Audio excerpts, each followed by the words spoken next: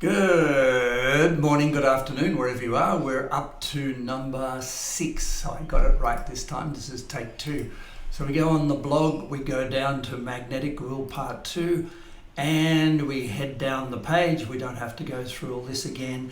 And you'll see that there's a little video over here, and that's Magnetic Will Part 5, the video that I sent you, and that's now on the blog. So I'm about to do Magnetic Will number 6, the ideal of effort. This is going to be a 2-part video. I'm going to stop after I introduce it and flip to my iPad screen so I can do this a little better.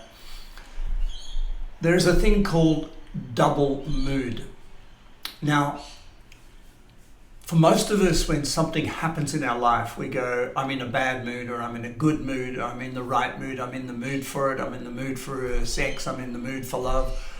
We talk about one mood, but the fact of the matter is there's always 2. There's an inner mood, how you feel, and there's an outer mood, how you think. When those 2 collaborate, when you feel good about what you're doing, that you're thinking about, you become very, very, very magnetic. When you are thinking about something but not feeling it, you become discombobulated, or when you're feeling it but not thinking about it, you become discombobulated. And discombobulated is another word for repel. It's a demagnetized, exhausted or exhausting to be around. And so this is a very important part because we're building magnetism here. We're up to number 6. So we're going to do 12. We're building your magnetic success, we're building your magnetic will, and we've come to a really important point, and this is called the double mood. What we want to be able to achieve is have the inner work vibrating at the same level as the outer work, the thinking and the feeling. Now just imagine this for a minute. There are 10 to the power of 28 cells in your body.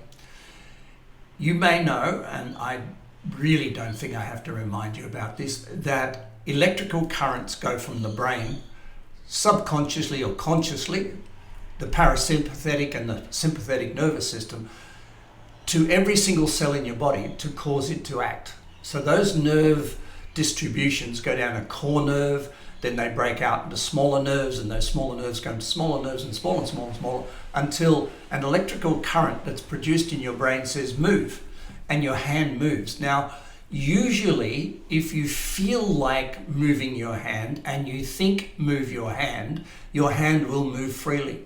But if there's some sense of irritation in your brain and you kind of like don't want to, in other words, you don't feel that it's good for you to close your hand, but your brain thinks you should open your hand or close your hand, then there can be an argument between one part of you and another part of you, and your poor old hand doesn't know which way to turn. And that's called inflammation. That's called arthritis, and that's called pain. So this can go on biologically, and then I simplify it by saying opening and closing your hand and having different parts of you, your inner and your outer part, having an argument. Now, because the inner part is run hugely by your subconscious, we also have to respect that you can't be always conscious of your inner part. Like you might say, I really want this, which is intellectualizing it. I really, really want to go to the kitchen. I really, really want lunch. But the inner part of you might be saying, but I don't want to waste time. I want to do what I'm doing. I don't feel like it. And so getting these 2 to work together in harmony becomes what I would think to be, in the world of success, presence, love, health, performance, sport, becomes the single most important thing that we can work on if we're working on mindset, and we're working on energy, and we're working on success, and we're working on intimacy and love. Because the last thing you want to be is one of these discombobulated people where you stand next to them and all you feel is tremor. or all you feel is weakness, even though they're big and loud and emotional, you don't feel the strength with them. And so a person who can stand very still and have magnetic energy, and their outer voice and their inner voice are working hand in hand, this person becomes attractive, and they will attract resolution, they will attract everything they need, because they're in harmony with themselves, internally feeling in harmony with their outer self, their thinking. And I'm going to draw this for you on the iPad so it becomes a little clearer. But if you can imagine, there's 10 to the power of 28 cells in your body. And if you can imagine, half those cells are getting one piece of information electrically and another piece of information electrically. They're in a got-to state across the cell, a highly charged electrical state. And this is believed to be, and I'm not the scientist here, but this is believed to be the precursor to cancer, where we're having very high polarity of inner experience versus outer thinking across the cells of our body, and that causes a breakdown in the cell structure. So let me go now and flip onto the iPad and see if I can describe this a little more easily. Welcome back. Here we go. This is you.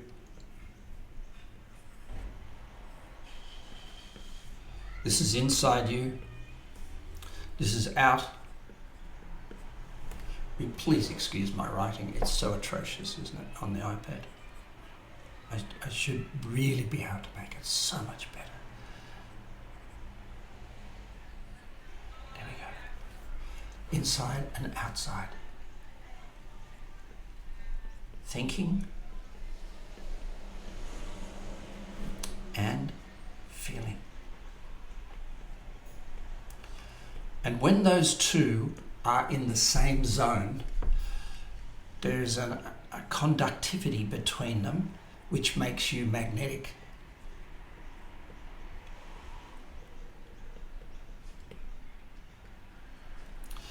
But what can come between them and divide you in half?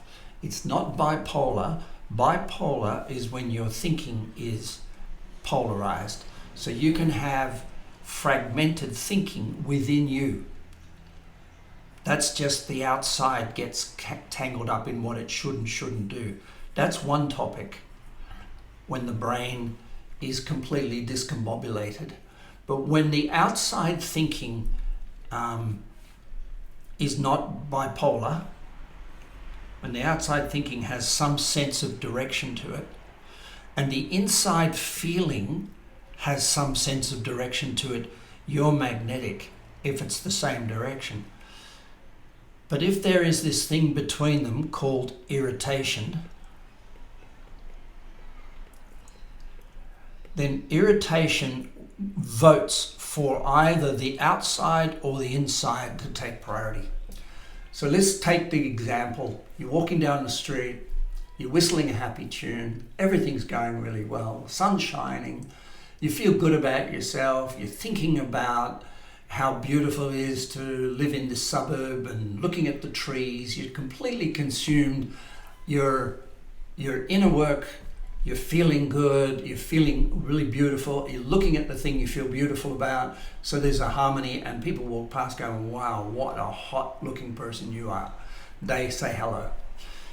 They're walking along and they know that you're in harmony because of one thing.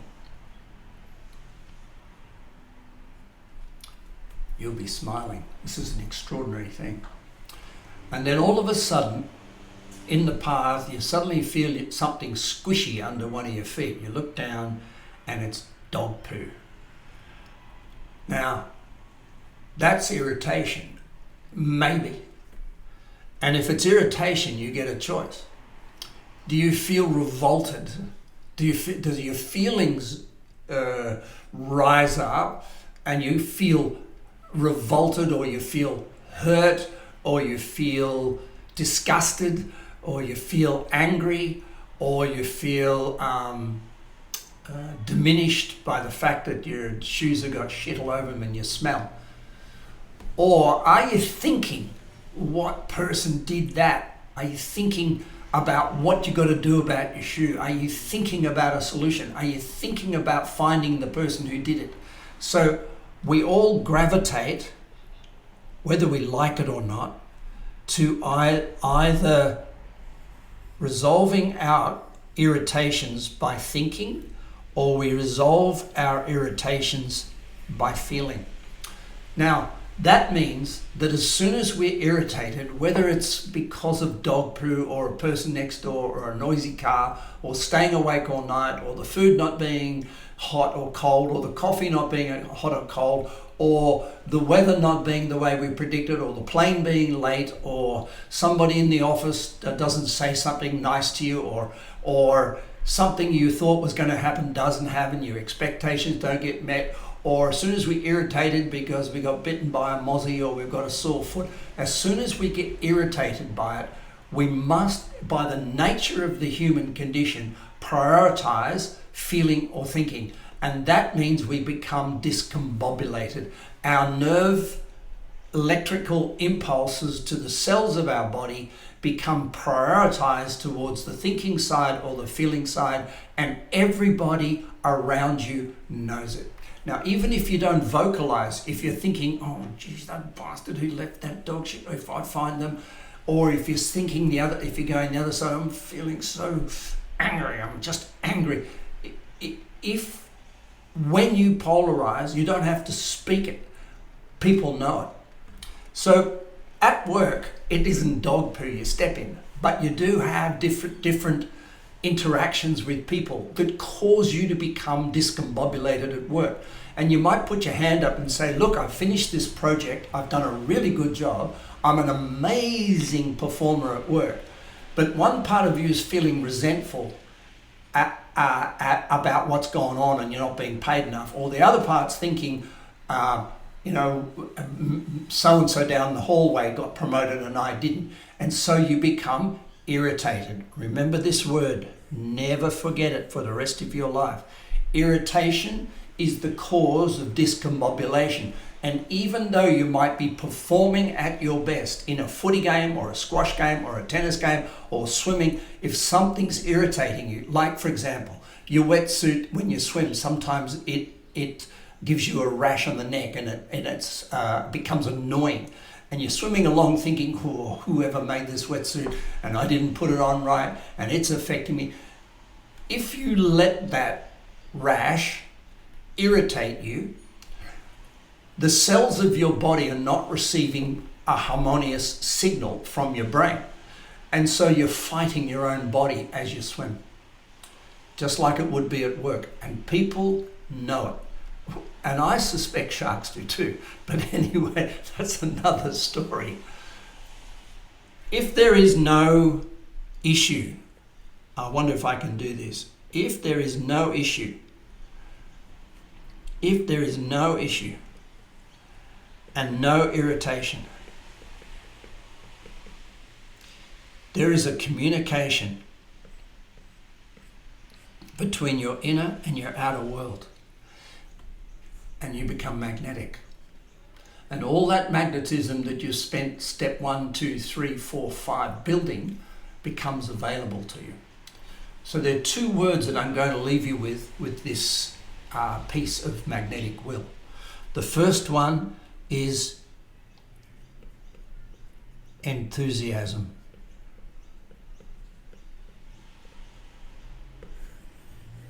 The second one is thought. We're going to call thought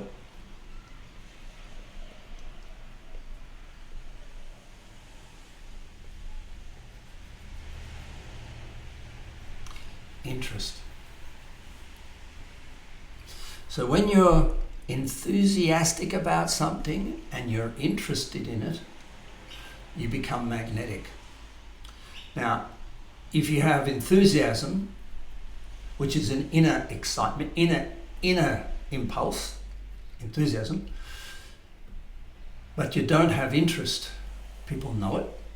Or if you have interest but no enthusiasm, people know it. So interest and enthusiasm are the two metrics by which you can measure your magnetism. The very, very important thing about this, and remembering when I do these presentations here, each one of them is a whole day workshop that I've crystallized down into a scribble chat on an iPad. So please forgive me if it feels like I'm rushing through this, but I am. Enthusiasm must never be externalized. So if you imagine a battery and it's really, really fully charged, and you look at that battery, it's fully charged car battery or a fully charged battery for a Tesla or whatever electric car we're talking about. It's a fully charged battery for your e-bike. Can you tell that it's fully charged by looking at it? And the answer is no. Its charge is not externalized. It doesn't hum, buzz, sing, zing, ding. Its power is contained within it. And that's your homework for life. Your homework for life is shoulders back, chest up, breathing properly, eyes focused, steady movements, all the things that cause magnetism contained within a vessel that doesn't waste it. So enthusiasm is never expressed in a mature human being. It's felt by everybody around them. Because when you are in a car and the battery's fully charged, or on a bike or whatever it is, you feel it. You feel it in the performance, but you don't see it in the battery. And this is a very important thing. As the car starts to move down the road, it expresses the energy of enthusiasm by staying on track, staying on the road, going somewhere that the driver is interested in being. In other words, we're asking questions of people, we're exploring stuff, we're interested in the future, we're interested in their future, we're interested in our future. Interest is the expression of the charge of the battery. Now, this is how magnetism comes to the table for everybody. If you're a speaker and you're enthusiastic about speaking, but you hold it, but you cause people in the audience to be interested in what you're saying, you're magnetic. I'll leave it at that for now. Have a beautiful day. Bye for now.